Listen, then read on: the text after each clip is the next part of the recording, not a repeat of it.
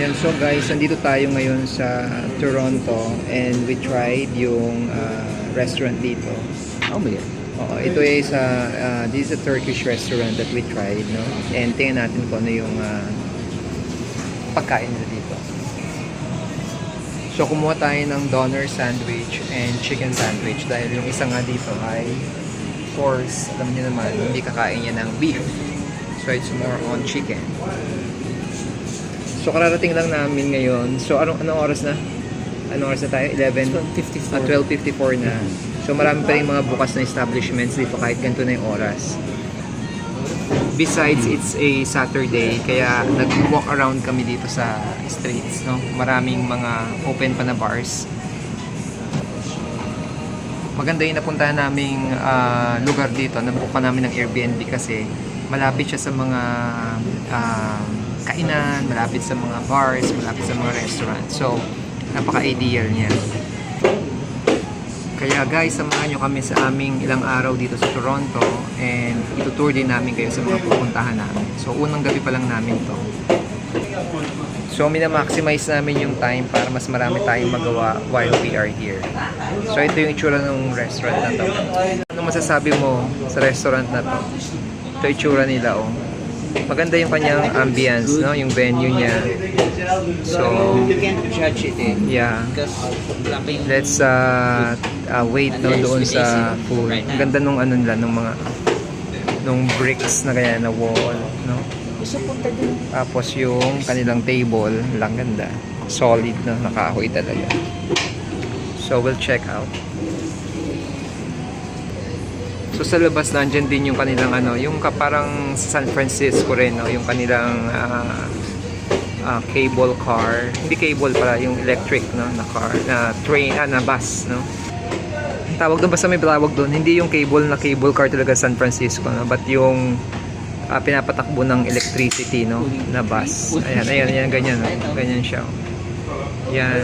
So susubukan din natin sakyan yan. San Francisco. Cable. Hindi eh, may tawag. Cable car kasi yung talagang ginagamit na ano, yung mano-mano, di ba?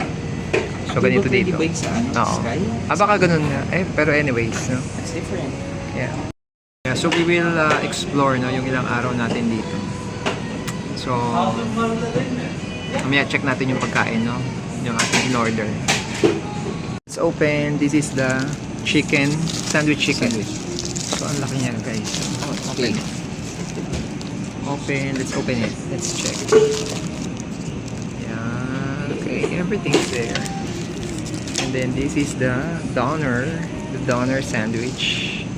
There's a chicken sandwich and this is the doner sandwich. Like Yeah, ang dami ng laman niya, guys. And how much? This is around 10, yeah, Around 10 Canadian dollars. So good na rin siya kasi marami siya. And everything is here. You have the onion, you have the beef, the pepper, and the sauce. Yan. So we'll try it.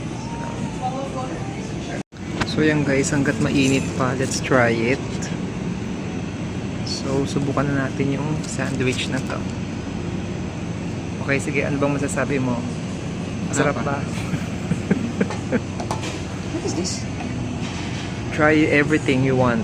Anong meron dyan? Chili? Pepper flakes. Parang ganun. Sige, lagyan mo. Pepper flakes. Yan. Sige. Go. Kaya ko nga. Sige, ilagyan mo na. Okay. Let's eat muna. Chicken sandwich. Yung ating in-order na doner sandwich. So, yung laman. Okay naman siya, guys. Masarap Just siya, doner. pero kaya lagyan ko ng konting pepper and Have to put some pepper and salt. okay. Thanks for watching. So yun guys, malapit ko na maubos yung aming in-order. Mamaya pakita ko yung simple ng restaurant sa labas. Para kung nagawin din kayo sa Toronto, makita nyo, pwede rin yung subukan. How do you assess the food? Sarap ba? Kulang sa sauce. Kulang daw sa sauce pero okay naman sa akin. Mas okay yung sa low carb. So So ayan guys, ayun mga kumakain dito.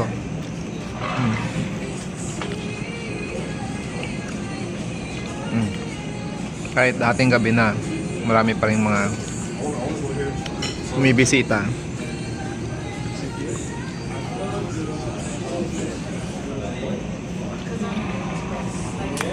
Ayan.